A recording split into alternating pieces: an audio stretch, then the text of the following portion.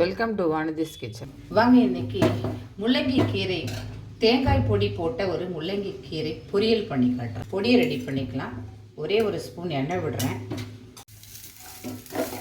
ஒரு கட்டு முள்ளங்கி கீரைக்கு ஒரு 3 துண்டு தேங்காய் எடுத்து இந்த மாதிரி ரஃபாக கட் பண்ணி இதை எண்ணெயில் நல்லா வறுத்துக்கலாம்.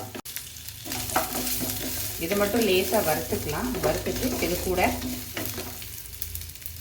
காரத்துக்கு 2 காஞ்ச மிளகாயும் கலருக்காக 2 காஷ்மீரி மிளகாயும் போடுறேன். எனக்கு கொஞ்சம் அந்த கீரையில் காரம் வேணும், அதுக்காக நான் 3 மிளகாய் போட்டிருக்கேன். நீங்கள் காரம் கம்மியாக வேணும்னா காஷ்மீரி மிளகாய் மாத்திரம் போட்டுக்கோங்க. அதே மாதிரி ஒரு பிடி ஒரு ஃபுல் பூண்டு போட்டிருக்கேன்.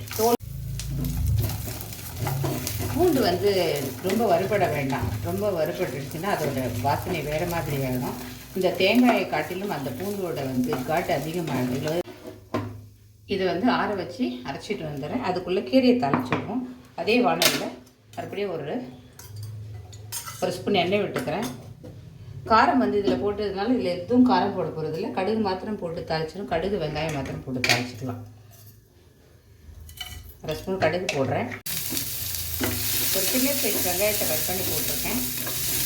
வேறு எதுவும் தேவையே இல்லை. இதில் பூண்டு எல்லாமே அதில் சேர்த்துக்கலாம். அதனால் இதில் எதுவுமே போட வேண்டியதில்லை. காரம் பூண்டு எதுவுமே வேண்டாம். இப்போ கீரையை அரைச்சி வச்சுருக்க கீரையை இதில் போட்டுக்கலாம். கீரைக்கு தேவையான உப்பு போட்டுடலாம்.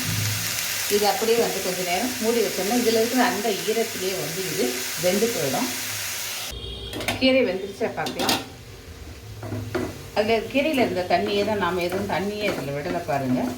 கீரை நல்லா வெந்துருச்சு. வீட்டு வச்ச பாருங்கள். காஷ்மீரி மிளகாய் போடுறதுனால எவ்வளோ கலராக இருக்குது பாருங்கள். சூப்பராக.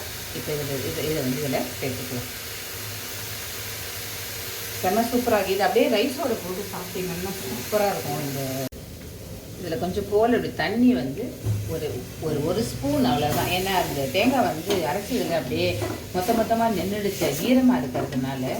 கொப்பரை தேங்காயில் இது நார்மல் தேங்காய், அதனால கொஞ்சம் அந்த கொப்பரை தேங்காய் போட்டிங்கன்னா ஃபுல்லாக அப்படியே பொடி மாதிரி இருக்கும் நல்லாவே. என்கிட்ட கொப்பரை தேங்காய் இல்லை, அதனால நான் போட்டுருக்கேன். இதெல்லாம் அப்படியே ஒரு ரைஸு கலந்து பேக் பண்ணி கொடுத்தமிச்சேன்னா கூட சூப்பராக இருக்கும். முள்ளங்கி கீரை சாப்பிடாதவங்க கூட சாப்பிடுவாங்க. ட்ரை பண்ணி பாருங்கள். இது அதில் இருக்க அந்த கசப்பு அதெல்லாம் எதுவுமே தெரியாது. முள்ளங்கி கீரை நிறைய பேர் அதனால் சாப்பிட மாட்டேன்றாங்க.